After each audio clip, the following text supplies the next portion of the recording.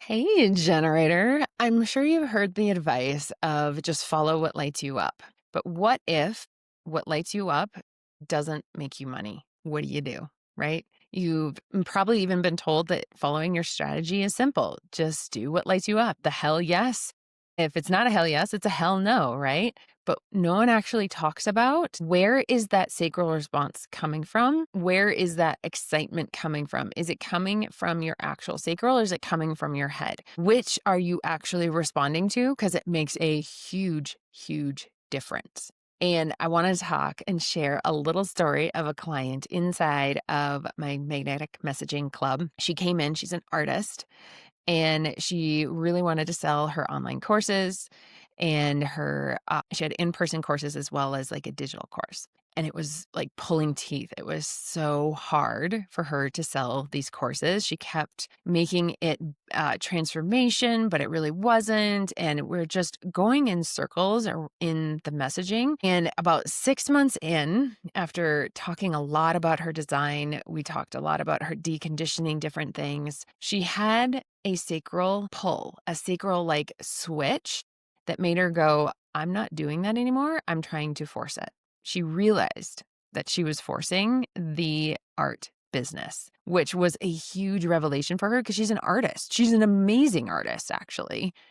And she gets so much joy and pleasure from it. She wanted other people to get joy and pleasure from it as well. So making a business out of it made sense, right? Except it really wasn't sacral led. It came from her head, right? It was I get joy from this. I should make this a business. And the flip that she had was she realized, no, I should just do my graphic design that I started in and build websites using my beautiful art as inspiration.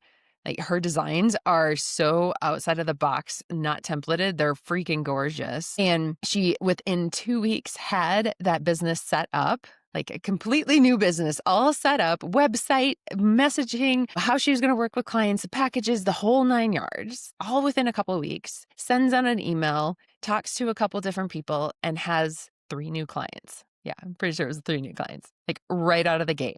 And now 6 months after that, actually, I think it's more 9 or 10 months since then, that was back in January, she has a fully booked calendar of amazing graphic design clients that she loves working with. And she's let the art piece, like let it go. Maybe it'll come back, who knows? But she was creating that business from her head, thinking that I have passion for this, I should make a business from it. And the key here I want you to hear is I should make a business out of this. That's where the sacral pull got confused, right? With what actually is in alignment, right? Hey, if we've never met, I am Rachael Weaver, and I teach soul-led coaches the art and energy of messaging that sells using your human design. And inside of my magnetic messaging club, clients transform their hard to explain magic into clear, compelling messaging that commands the attention and attracts high caliber clients. That's what we do in my world. And I really want to talk to the 5 different types that I'm doing a little series here because I see the same things happening within the different types. So today we're talking all about generators and this trap that they get stuck in, thinking that they're following sacral, but they're actually coming from their head and they're overwriting and diluting their message, causing them all kinds of grief that could be avoided. So when you're messaging, starts out strong, but then it fizzles out, right? Like you get that excitement, but then it all fizzles out, right? And tell me if you've ever felt like, oh, I have an idea for an offer to do XYZ,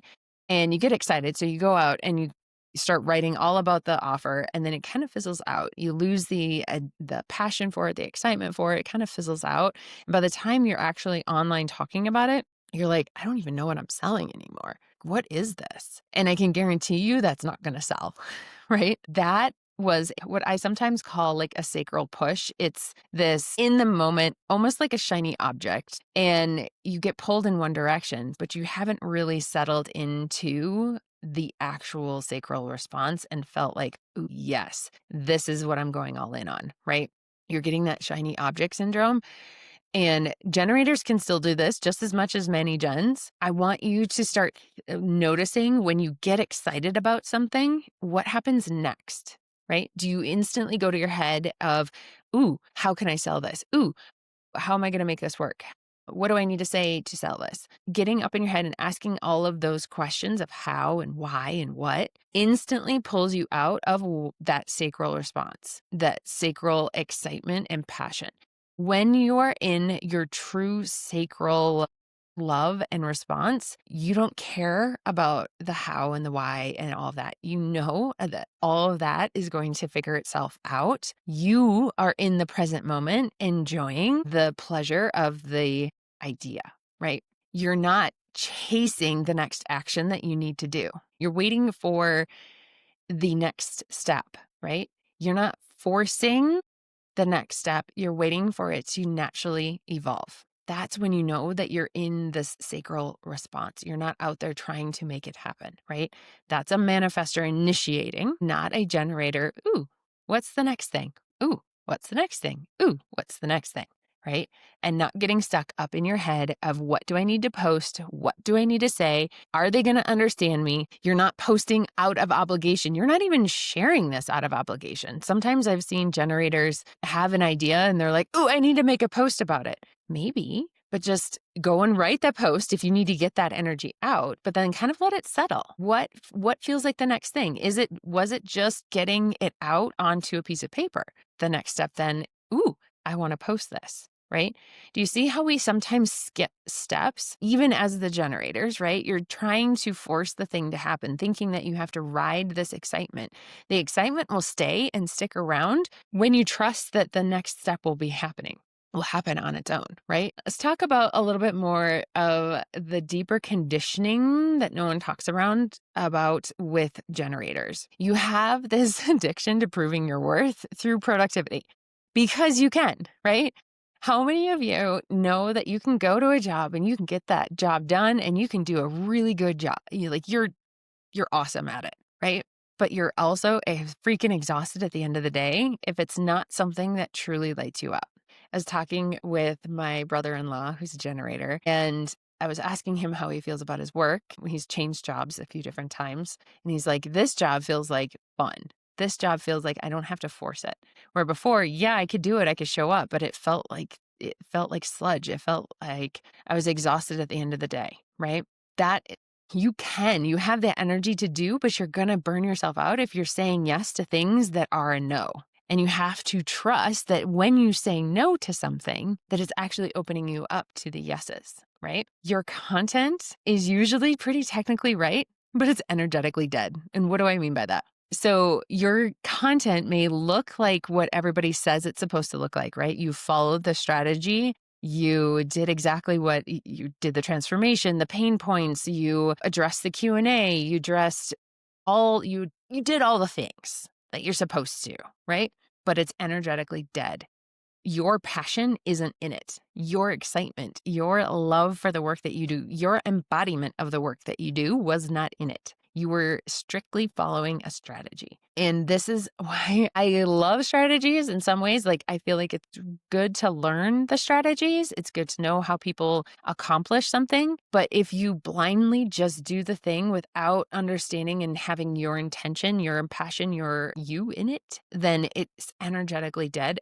That's why you get different results, right? When somebody can do the same thing and have different results, this is why, right? Strategically, it all makes sense, but energetically, it's dead. The other thing I see a lot with generators is validation, chasing likes, chasing follower counts, chasing vanity metrics, thinking and feeling like that's going to give you the satisfaction, but it's not. The satisfaction comes in your playful alignment with that sacral response, where you're just in the moment doing the thing that feels exciting and lights you up, not trying to plan out the next 10 steps, but just in the moment, following one little bunny rabbit to the next, to the next one, to the next one. It's like a little bunny rabbit.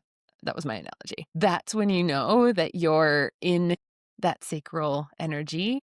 And when you're in that and following your excitement, little thing, little thing, little thing, you are creating a vortex of magnetism and a vortex of people going, ooh, what is she doing? I need to watch her, right? The more that you do it, the stronger and stronger the pull becomes, right? The other piece of this is writing should content. I should write a post about XYZ because someone else did.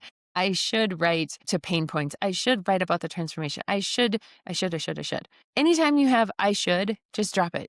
There's no I should. There is no I should. There's only I get to, number one. And number two, is it even exciting you? If it's not, don't. Full stop. We don't have to be always consistent, especially if you don't know why you're being consistent, why you're showing up. I truly believe, and I've had it in my own experience, that when I'm excited about what I'm doing, when I'm embodied in it, when I am clear in what I'm here to help people with, I don't have a problem showing up consistently. It happens on its own. I fit it in. Work feels like there's flow to life, right? There's not a force of anything and trying to be consistent, right?